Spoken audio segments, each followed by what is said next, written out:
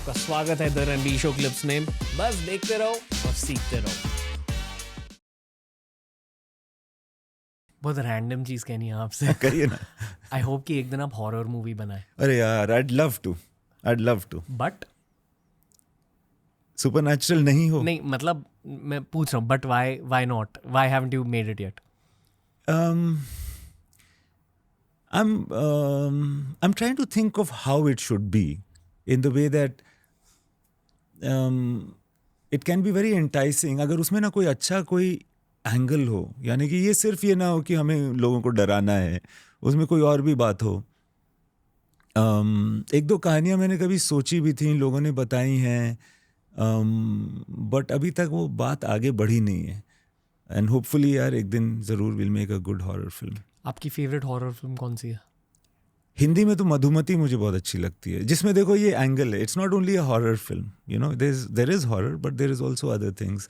मुझे वो अंग्रेज़ी में द एग्जॉर्सिस्ट बहुत अच्छी लगती है, बहुत ही सुंदर फिल्म है, but it's a classic film. The fact that it is horror is quite by the way, मतलब हॉरर के अलावा भी वो बहुत अच्छी फिल्म है।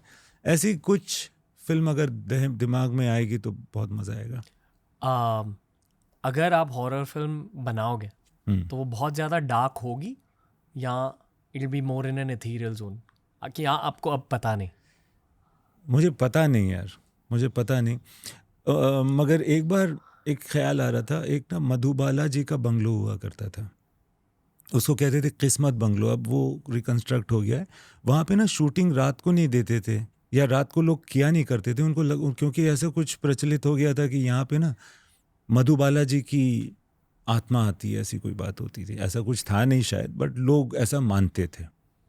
तो उस वक्त मैंने रात को वहाँ काफ़ी शूटिंग की थी। मुझे लगता था नहीं ऐसा, डोंट वरी, और मैं उसके अंधेरे जगहों पे भी जा कर के रात को ना बैठता था अकेले में, और मुझे लगता था कि आएंगे क्या। हालांकि मैं विश्वास उस तरह से नहीं करता हूँ, बट वो फीलिंग मुझे याद है। वो फीलिंग जो थी वो हॉरर की भी थी, मगर उसके अलावा भी थी। There was a sense of awe and romanticism, not romance really. So इन दो चीज़ों का मिश्रण बड़ा इंटरेस्टिंग होता है। कोई सुपरनैचुरल एक्सपीरियंसेस हुए हैं आपकी ज़िंदगी में, या पास आए हो कोई सुपरनैचुरल एक्सपीरियंसेस के? क्योंकि I assume a guy like you who is that much of a channel has had some kind of experiences. No, I wouldn't say so. Okay.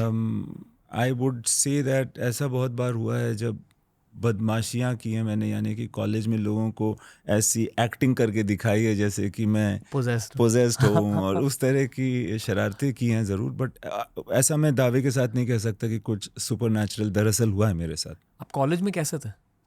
मैं कॉलेज में अपने आप को बहुत ही हीरो समझता था, एंड मेरे मित्र यहाँ बैठे हैं जो प्रोड्यूसर भी हैं इस फिल्म के, और वो मेरे साथ कॉलेज में भी थे। मैं मतलब बहुत सारे हर चीज़ में प्रोटेस्ट करना, लोगों की खिलाफत करना, वो एक थोड़ा सा जज्बा था कि हम समाज को बदल ही देंगे और बड़ा कूल तरीके से बदलेंगे हम।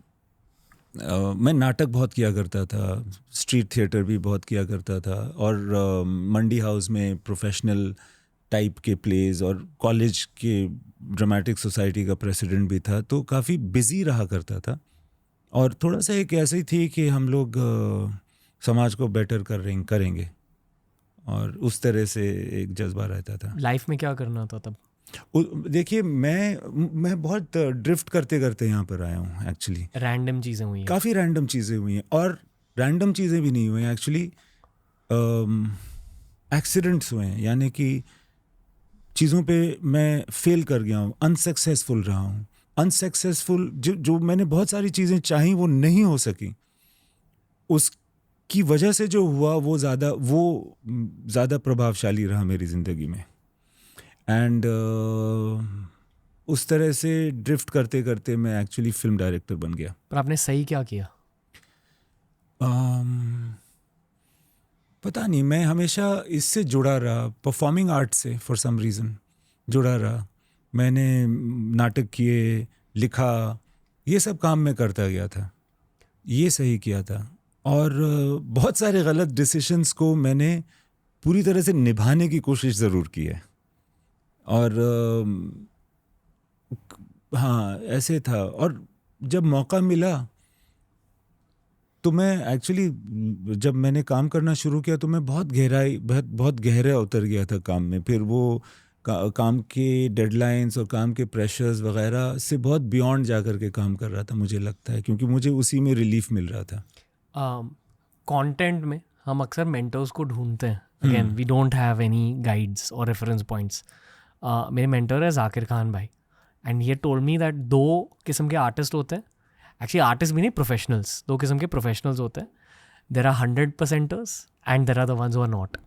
या तो आप 100% दे देते हो हर काम में, या तो आप नहीं देते। That's it. और एक्चुअली 100%ers बहुत कम होते हैं दुनिया में। आप इन माय आइज जो भी आप कह रहे हो, आप 100%er थे और हो। आई थिंक ये प्री रिक्विजिट है to be a successful film director also. But I can't say, yaar. I can't say. I feel that I mean, Zakir is a wise guy, but I feel that अगर मैं सोचूं ना कि 100% क्या होता है ना, इसकी परिभाषा चेंज करती रहती है यार। I feel this is 100%, but once I go there, I realize, no, it's only 87%. क्योंकि अभी कुछ और है, और भी कुछ और है। या मैं सोच रहा था ये 100% है, नहीं, मगर ये 150% है। 50 करने की जरूरत नहीं थी, ये करो जी। Super focus, things like that. I feel the goalpost keeps changing, and that is the journey, that is what makes journey interesting. अगर आपको ये क्लिप अच्छा लगा तो ऐसे ही 1000 क्लिप्स अपलोड किए गए हैं इस चैनल पर। बस देखते जाओ और सीखते जाओ।